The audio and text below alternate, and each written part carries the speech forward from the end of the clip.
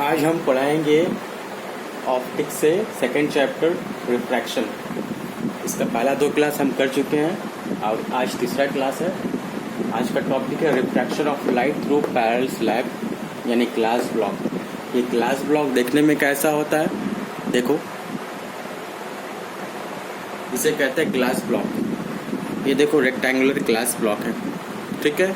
इसी से जब रोशनी ग्लास ब्लॉक में दाखिल होता है तो ये सीधा जाने के बजाय ये क्या हो जाता है, नॉर्मल की तरफ झुक जाता है। और जैसे क्योंकि ये ग्लास डेंसर मीडियम है तो नॉर्मल की तरफ झुक जाएगा, और जैसे ये ग्लास से दोबारा बाहर निकलेगा लाइट फिर दोबारा नॉर्मल से दूर हट जाएगा, ठीक है। जैसा कि ये डायग्राम में दिखाया गया है। इस डायग्राम में ये पी क्यू जो है इंसिडेंट रे है और क्यू आर जो है रिफ्रैक्टेड रे है जो ग्लास के अंदर है, और आर एस कहलाता है इमर्जेंट रे, ठीक है। हम लोगों को ये साबित करना है कि इंसिडेंट रे और इमर्जेंट रे दोनों आपस में पैरेलल होगा। ये कैसे साबित कर सकते हैं, देखो जब रोशनी की शुआ ग्लास के अंदर दाखिल होता है, पी से क्यू तक पहुंचता है तो क्या मुड़ जाता है ये, और क्यू आर की तरफ मुड़ जाता है, और फिर जब निकलता है तो आर एस की तरफ दूर हट जाता है।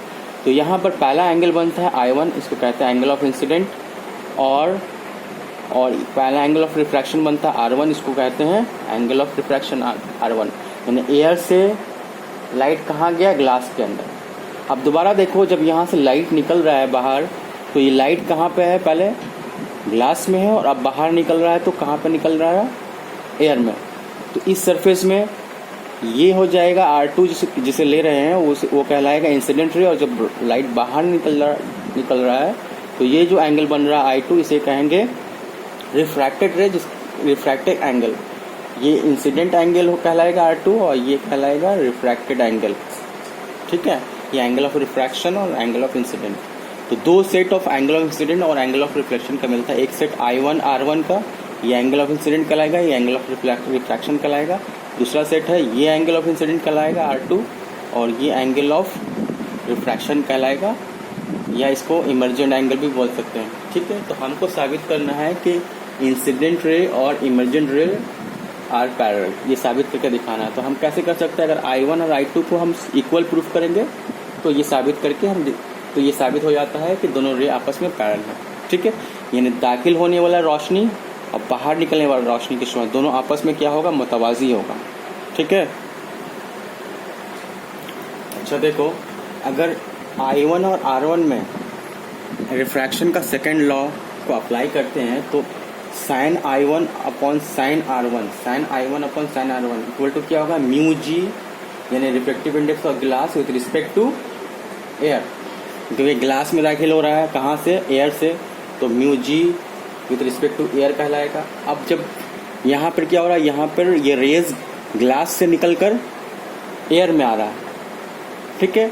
तो यहाँ पर अगर इसने लगाएंगे तो यहाँ पर एंगल R2 बन रहा है और I2 बन रहा है, तो sine R2 upon sine I2 equal to mu A with respect to glass हुआ, क्योंकि यहाँ पर म्यू ए मतलब reflective index of air with respect to glass. क्यों कि यहाँ पर एयर में दाखिल हो रहा है और आ रहा है कहाँ से, ग्लास जा रहा है। तो ये 2 इक्वेशन को हम लिख सकते हैं with the help of law of refraction. अच्छा, ज्योमेट्री से के लिहाज से देखो कि ये एक नॉर्मल है और ये एक नॉर्मल है, दोनों नॉर्मल आपस में पैरेलल होता है। और थर्ड लाइन अगर इसको काट रहा है तो ये एक एंगल बनेगा R1 और ये एंगल बनेगा R2।